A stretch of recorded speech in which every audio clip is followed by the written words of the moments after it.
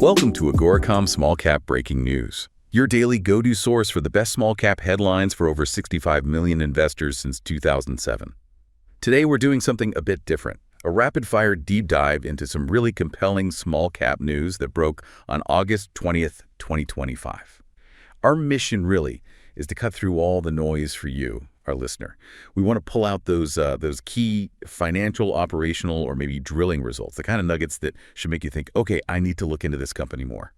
We're trying to find what really matters fast. Exactly. And, that's why this kind of deep dive is so critical in the small cap world. Things move incredibly fast. Staying on top of these announcements, especially the ones with hard numbers, tangible results, that's how you spot the real shifts. It's about understanding, disruptive tech, emerging opportunities, maybe before the rest of the market catches on. We're here to help synthesize that complex info quickly. Okay, let's jump right in. First headline. This one feels pretty significant. HPQ's Phase 2 fumed silica pilot reactor test achieved strong operational gains. They trade on the TSX Venture Exchange, symbol HPQ. Now, HPQ is aiming to shake up the fumed silica industry. That's a $2 billion plus market. Fumed silica is everywhere: tires, sealants, adhesives. It makes things perform better. HPQ's angle is a unique one-step process. Low emissions, straight from quartz. It's meant to replace older, dirtier methods. And the results from their latest test number 6 in Phase 2, these numbers are really something. Get this, a 50% reduction in startup time. So they're getting productive, faster. They also manage 2 times more batches per cycle. That effectively doubled their capacity right there. But maybe the most compelling figure, a 5 times increase in total material output. 5 times. HPQ CEO Bernard Tourion put it pretty clearly. He said, reducing startup time, increasing batch production, and significantly expanding output are critical milestones as we progress toward commercial deployment. Makes sense. Yeah, that 5x output figure, that's not just an incremental improvement. That's potentially transformative for their economics. Think about the cost per unit dropping significantly, and it signals real potential to scale up. What's also really important here, strategically speaking, is the validation step. This material from Test 6, it's not just being looked at internally, it's going to a top university lab and to a major global fumed silica maker. And this manufacturer already has a letter of intent, an LOI, with HPQ. That's huge. It shows serious commercial interest even at this pilot stage. It's validation before they even hit full commercialization. Market readiness, basically. Good point. All right, let's shift gears. From material science to mining, specifically tailings reprocessing, big news out of Colombia, the headline, ESGold signs MOU for high-grade tailings project in Colombia. The company is ESGold Corp, trading on the CSE, symbol ESAU.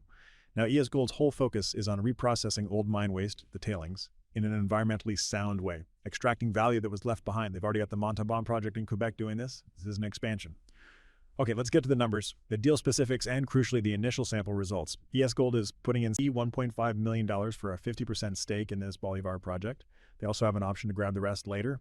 But here's the real eye-opener, the assay results from their first 27 tailing samples. We're talking grades like 42.7 grams per ton gold. Let me repeat that, 42.7 grams per ton gold. And over 190 grams per ton silver.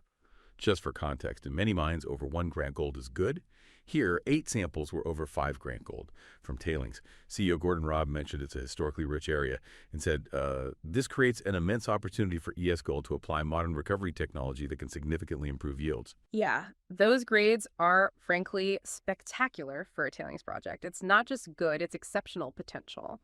This move fits perfectly into their tailings to cash flow strategy. It's smart diversification geographically, and it gives them a pathway to potentially a second cash flowing operation by, 2026? That's significant. Plus, there's the environmental angle. Using modern mercury-free methods in a region that might have used older techniques, that's a big win. Better yields, less environmental damage. Build goodwill too.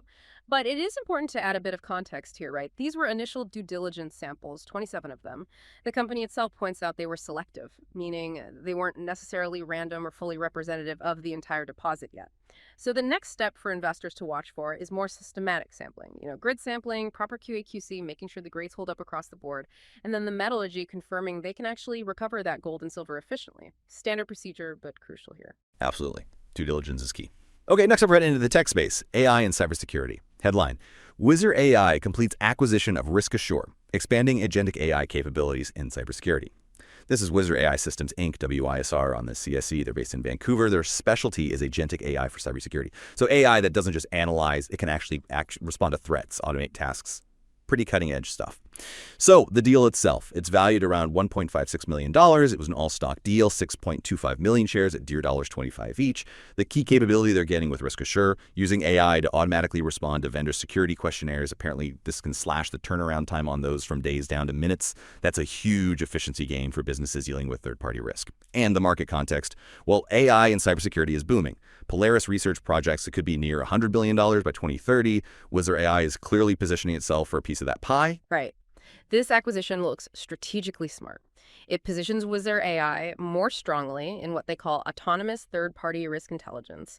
It's moving beyond just monitoring risk to actually automating the response and management. That vendor questionnaire piece is a specific major pain point they're solving. So it gives them a really practical way into that huge market, offering companies a real-time end-to-end view and even automated handling of third-party cyber risk. It's about making security operations more predictive, more autonomous. And looking forward, bringing Anthony Green, who co-created RiskAssure, onto their advisory board adds definite credibility and technical depth. That helps. Of course, the cybersecurity market is incredibly competitive, so execution is everything. They need to integrate RiskAssure smoothly and stay on top of all the regulations. Compliance is always a big factor in this space, but the positioning seems strong. Okay, from AI back to mining, but with a twist. Critical minerals involved here. The story. Gold Mining Inc. unlocks gold antimony potential at Crucero project in Peru. That's Gold Mining Inc., trading on the TSX, symbol GOLD. So Crucero is known for gold, but now they're highlighting significant antimony potential alongside it. And antimony, well, it's suddenly become very important. Critical mineral status used in batteries, flame retardants, supply chains are tight. Let's look at the drill results, focusing on the combined value of the gold equivalent, or AUEQ. Some historical holes really stand out now with this antimony angle, like DDH-43, 3.51 grams per ton gold equivalent over 93 meters. That breaks down to 1.08 grams gold and 0.69% antimony. Nice wide interval. Then DDH-37, 4.34 GGA AUEQ over 60 meters. That included 0.97% antimony. This is on top of their existing gold recourse, which is already substantial, almost 1 million ounces indicated, over 1.1 million inferred. But here's the kicker. Antimony prices basically went ballistic in 2024, up nearly fivefold, hitting around US $55,000 a ton. That completely changes the economics. Absolutely. That antimony is no longer just a footnote. It's potentially a major value driver. It significantly enhances the project's overall economic profile and its strategic importance. Like the CEO, Alistair Still, said, and it's worth quoting again, "With antimony prices near record highs, we see compelling potential to enhance the economic profile by incorporating antimony mineralization into our existing gold models."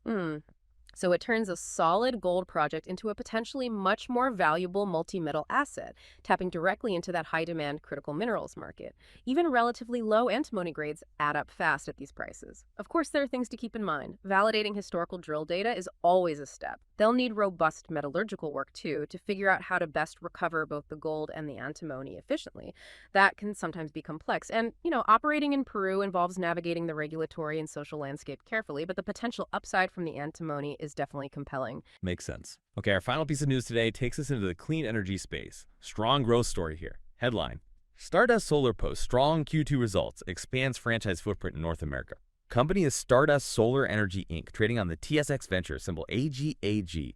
Their model is interesting. They're a franchisor for renewable energy installations. Solar, batteries, EV charging, they provide the brand and system for local installers. Now let's hit those Q2 financials. These numbers are for the quarter ending June 30th, 2025. Revenue came in at $2.21 million. That's up 13% from the same quarter last year. Solid growth. But look at the gross profit, $1 million. That's an 84% jump year over year. Huge improvement.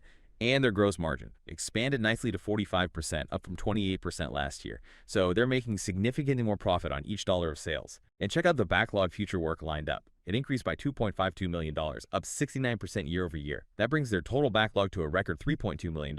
Plus, their franchise network grew from 83 to 96 territories. They expect to cross 100 by year end. The CEO, Mark Tadros, summed it up. Q2 2025 was an incredibly strong quarter. Our project backlog reached its highest level to date. Seems like things are clicking. Yeah, what these results really suggest is a business that's hitting its stride in terms of scaling up. That franchise model is key. It's relatively asset light, right? They can expand their reach quickly across North America to meet that booming demand for clean energy solutions without massive upfront capital costs themselves.